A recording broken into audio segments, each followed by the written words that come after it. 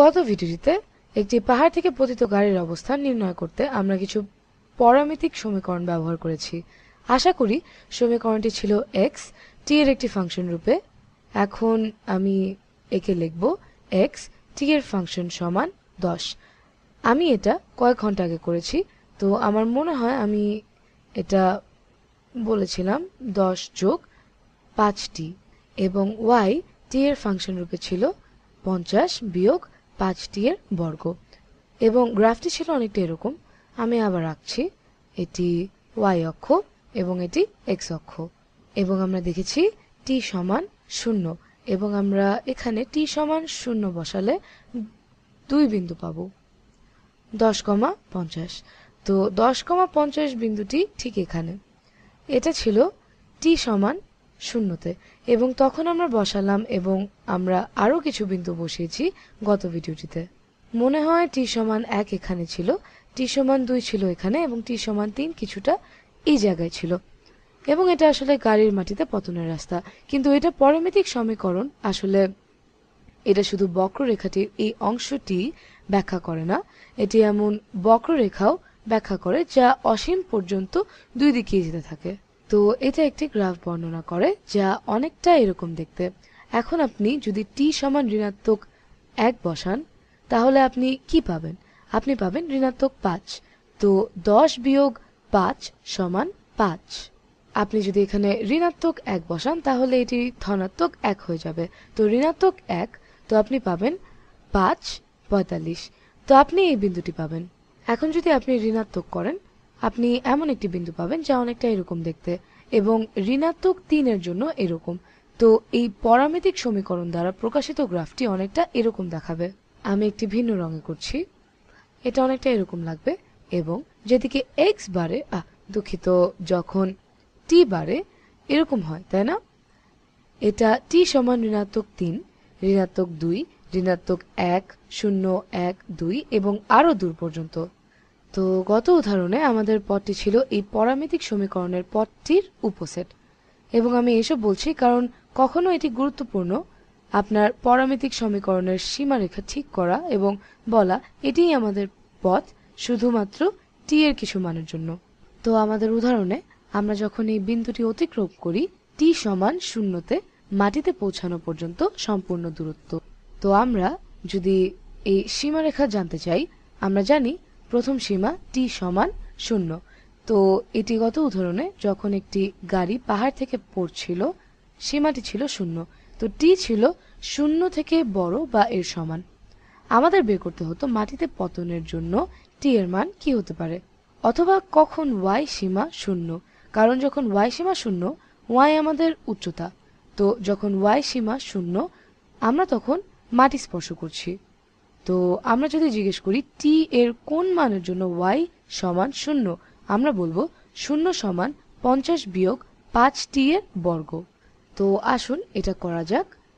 0 সমান 50 বিয়োগ 5t এর বর্গ। আমি শুধু এখানে y সমান 0 বসিয়েছি, কারণ এটা সেই সময় যখন এটা মাটিতে স্পর্শ করবে। দুপাশে 5t এর বর্গ যোগ করি, আপনি পাবেন 5t এর বর্গ সমান 50। দুই পাশে 5 দিয়ে ভাগ করুন, t এর বর্গ সমান 10।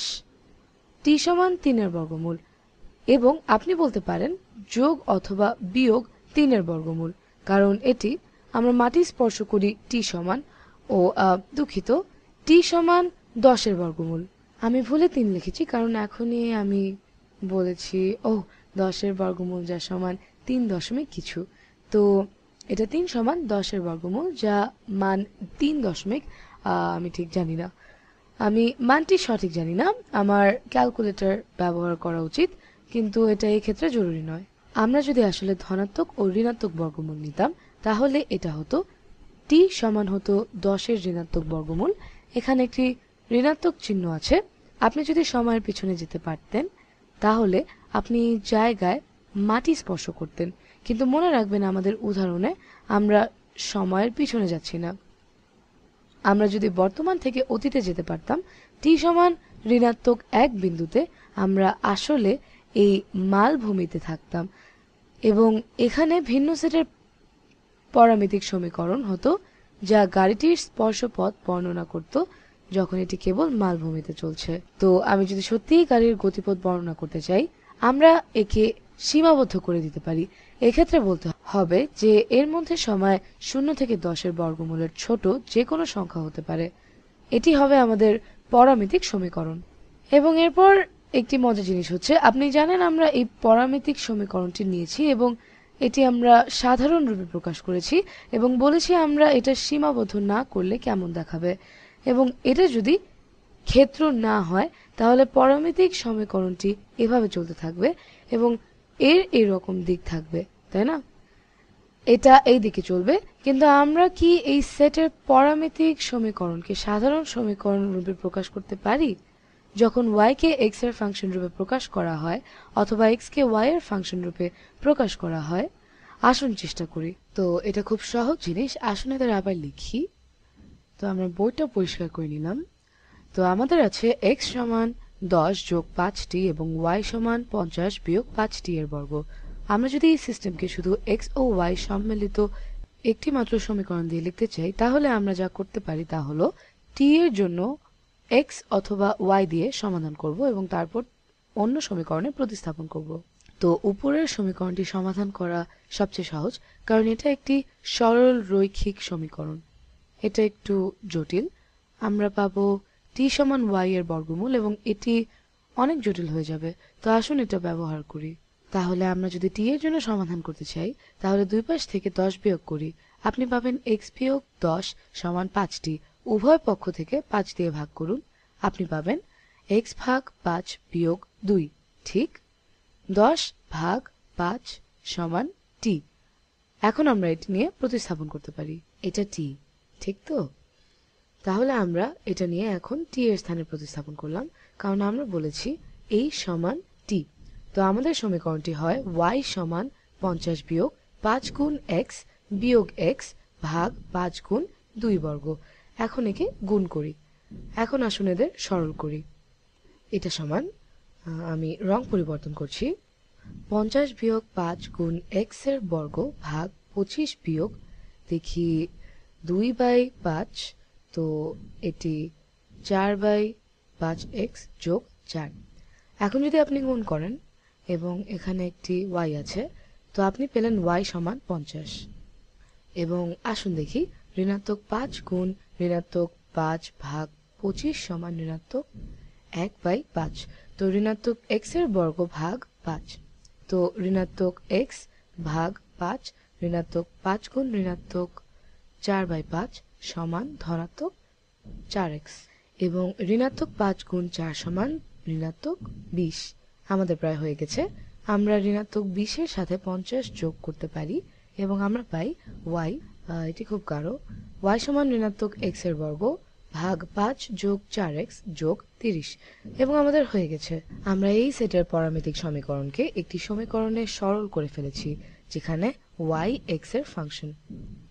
তো আপনি বলতে পারেন আমরা কেন সবসময় এভাবে পাই না? এটা অনেক বেশি সহজ এবং আমরা একে গ্রাফ করতে পারি। আপনি জানেন একে কিভাবে সমাধান করতে হয় এবং এটি শুধু একটি সমীকরণ যাতে শুধু x ও y আছে। আমাদের এখানে তৃতীয় চলক t নেই এবং এটি ঠিকই আছে যদি আপনি পথটির আকার জানতে চান। তো আপনি যদি এই সমীকরণটি নেন এবং আমি যদি বলি একে গ্রাফ আঁকতে, আপনি একটি পরাবৃত্ত পাবেন, অনেকটা নিম্নমুখী খোলা পরাবৃত্ত যা অনেকটা এটির মতো দেখতে। কিন্তু যখন আপনি এই দুটি সমীকরণ থেকে এই একটি সমীকরণে যান, আপনি কিছু তথ্য হারান। আমি যদি বলি এটা একটি জিনিসের পথ বর্ণনা করে, যে কোনো জিনিস যা গাড়ি হবার দরকার নেই, আমরা এর চেয়ে অনেক বেশি এগিয়ে গিয়েছি। এটি অন্য একটা জিনিসের পথ বর্ণনা করে। শুধু এই সমীকরণ দিয়ে আপনি জানবেন না জিনিসটি এই দিকে যাচ্ছে না অন্যদিকে। আমরা জানি না, কারণ আমরা জানি না এটা সময়ের সাথে কিভাবে চলে।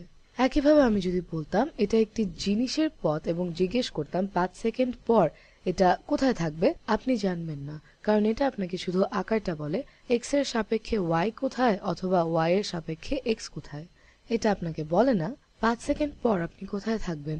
তো আমরা ওইসব তথ্য হারিয়ে ফেলেছি। আমরা ওইসব তথ্য হারিয়েছি যে এটি t সমান 0, এটা t সমান 1, এটা t সমান 2, এটা t সমান 3, এটা t সমান 10 এর বর্গমূল। এজন্যই পরামিতিক সমীকরণ গুরুত্বপূর্ণ।